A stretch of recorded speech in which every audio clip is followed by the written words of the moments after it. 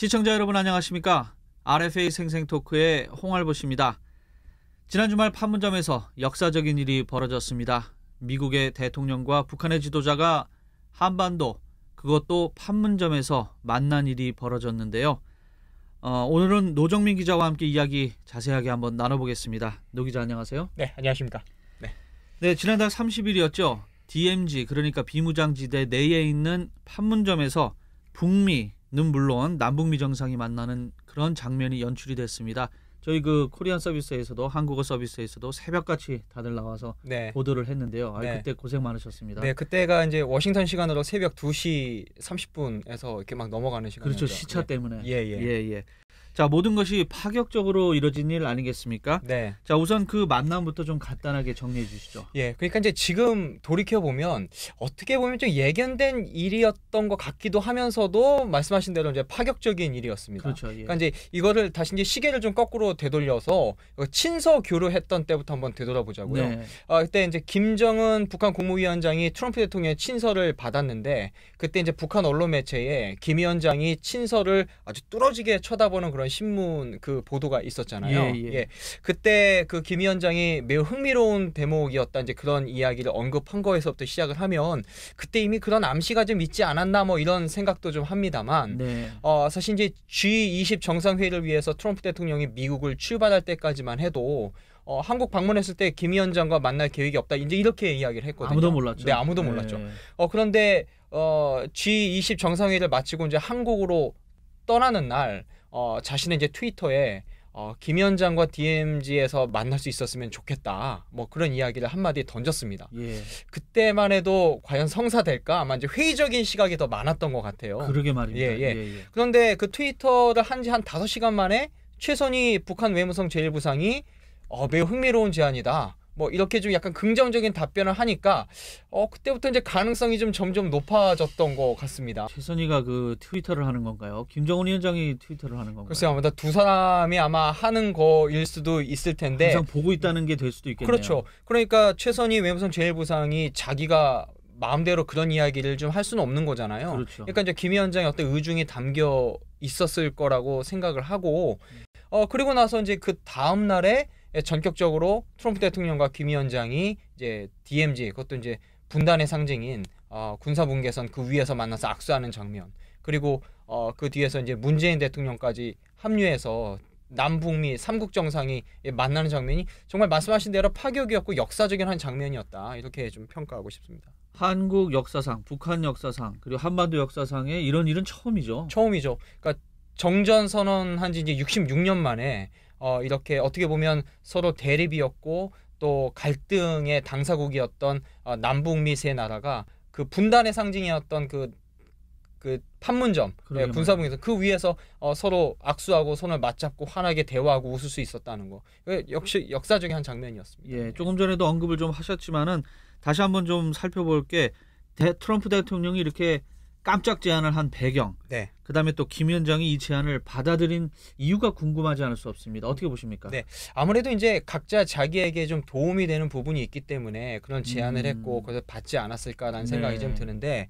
일단은 이제 트럼프 대통령의 입장에서 보면 지금 이제 트럼프 대통령이 내년에 저희 대통령 선거 이제 재선 출마를 공식 선언한 상황이잖아요. 그렇죠. 예. 그러니까 내년에 이제 본격적으로 대선 국면에 접어들게 되면 그때는 정말 이제 북한에 신경 쓸 여력이 없거든요. 그러니까 그 전에 좀 북한 문제를 좀 잘 관리해야 된다라는 어떤 그런 의도가 있고 또 어떤 자기 어떤 외교적 정치적 성과를 좀 드러내기 위해서는 지금 김정은 위원장과 만나서 자신이 어떻게 보면 좀 이렇게 주목을 받고 이것 통해서 자기가 좀 어떤 주인공이 되는 그런 어떤 정치적인 의도가 좀 있다라는 그런 분석들이 좀 많습니다. 네네. 예, 게다가 지금 민주당 측에서는 지금 대선 후보들의 어떤 토론회가 인기가 좀 많이 올라가니까 거기에 대한 관심을 한 방에 그냥 자기에게 가져오는 그런 효과도 좀 있었죠. 그럼 김정은 위원장은 어떤 겁니까? 김정은 위원장에게 있어서는 지금 한 2가지 정도를 좀 들 수가 있는데 첫 번째는 하노이 정상회담이 결렬된 이후에 지금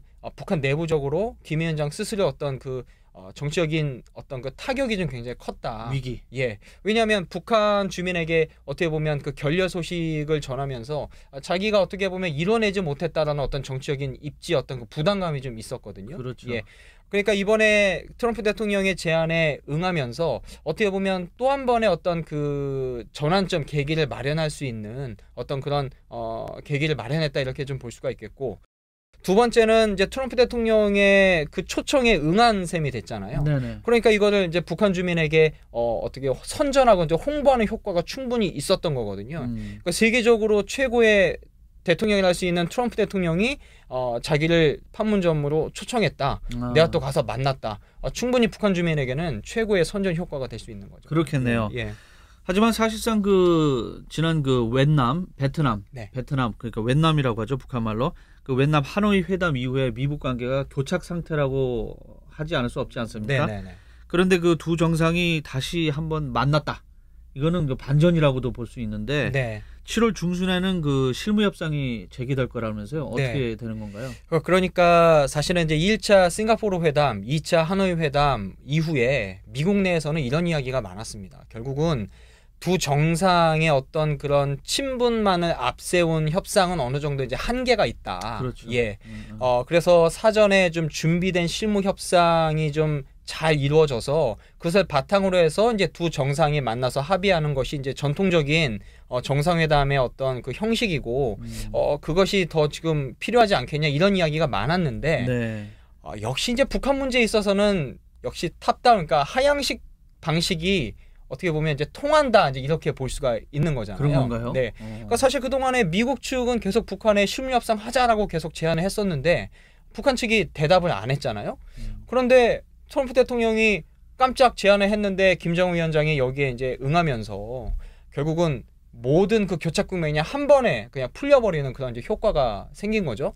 그러니까 결국 이제 북한 문제에 있어서는 이런 정상의 만남, 그 합의 그리고 이걸 바탕으로 한 실무 협상 이 형식이 아마 북핵 문제를 푸는 유일한 방법이다. 다시 한번 증명한 그런 사례가 좀 됐습니다. 네. 그렇다면은 그 요번에 만남으로 인해서 어떤 물꼬를 튼 거는 사실이에요. 하지만 그렇죠. 실무 협상이 없으면은 네. 사실상 어떤 지금 문제가 되고 있는 비핵화니 대북 제재 해제니 완화니 그렇죠. 이런 게 현실적으로 일어나지 힘들지 않겠습니까? 네네. 그렇다면은 실무 협상이 벌어지게 되면 무엇을 논의하게 될지 네. 또 어떤 누가 담당할 것인지 네. 그리고 어떤 내용의 합의를 이끌어낼 것인지 이런 게 궁금하지 않을 수 없습니다. 어떻게 보십니까? 그러니까 지금 폼페이오 미국 국무장관이 이런 이야기 했잖아요. 앞으로 이제 2, 3주 내에 실무 협상단을 꾸려서 이제 북한 측과 만날 것이다. 이런 이야기를 했는데 7월 중순 정도 네, 그렇겠죠.